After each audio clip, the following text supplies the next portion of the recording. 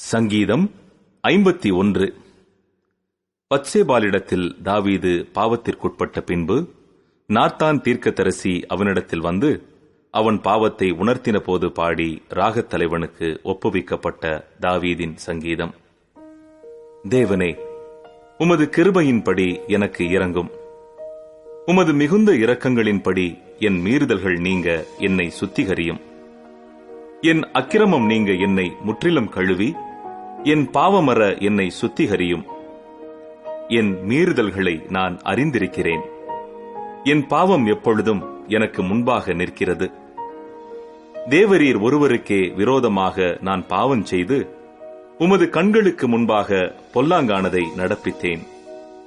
நீர் பேசும்போது உம்முடைய நீதி விளங்கவும், நீர் நியாயம் தீர்க்கும்போது உம்முடைய பரிசுத்தம் விளங்கவும் இதை அறிக்கையிடுகிறேன். இதோ, நான் துர்க்குணத்தில் உருவானேன். என் தாய் என்னை பாவத்தில் கர்ப்பந்தரித்தாள். இதோ, உள்ளத்தில் உண்மை இருக்க விரும்புகிறீர். அந்த கரணத்தில் ஞானத்தை எனக்கு தெரியப்படுத்துவீர். நீர் என்னை ஈசோப்பினால் சுத்திகரியும், அப்பொழுது நான் சுத்தமாவேன். என்னை கழுவி அருளும், அப்பொழுது நான் உறைந்த மழையிலும் வெண்மையாவேன். நான் சந்தோஷமும் மகிழ்ச்சியும் கேட்கும்படி செய்யும், அப்பொழுது நீர் நொறுக்கின எலும்புகள் களி கூறும். என் பாவங்களை பாராதபடிக்கு நீர் உமது முகத்தை மறைத்து என் அக்கிரமங்களை எல்லாம் நீக்கி அருளும். தேவனே, சுத்த இருதயத்தை என்னிலே சிருஷ்டியும், நிலைவரமான ஆவியை என் உள்ளத்திலே புதுப்பியும். உமது சமூகத்தை விட்டு என்னை தள்ளாமலும் உமது பரிசுத்த ஆவியை என்னிடத்திலிருந்து எடுத்துக் கொள்ளாமலும் இரும்.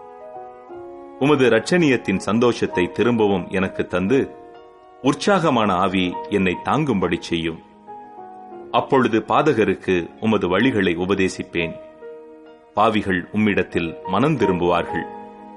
தேவனே, என்னை ரட்சிக்கும் தேவனே, இரத்த பழிகளுக்கு என்னை நீங்களாக்கிவிடும். அப்பொழுது என் நாவு உம்முடைய நீதியை கெம்பீரமாய் பாடும். ஆண்டவரே, என் உதடுகளை திறந்தருளும். அப்பொழுது என் வாய் உம்முடைய புகழை அறிவிக்கும். பலியை நீர் விரும்புகிறதில்லை. விரும்பினால் செலுத்துவேன். தகன பலியும் உமக்கு பிரியமானதல்ல. தேவனுக்கேற்கும் பலிகள் நொறுங்குண்ட ஆவிதான். தேவனே, நொறுங்குண்டதும் நறுங்குண்டதுமான இருதயத்தை நீர் புறக்கணியீர். சீயோனுக்கு உமது பிரியத்தின்படி நன்மை செய்யும். எருசலேமின் மதில்களை கட்டுவீராக. அப்பொழுது தகன பலியும் சர்வாங்க தகன பலியுமாகிய நீதியின் பலிகளில் பிரியப்படுவீர். அப்பொழுது உமது பீடத்தின் மேல் காளைகளை பலியிடுவார்கள்.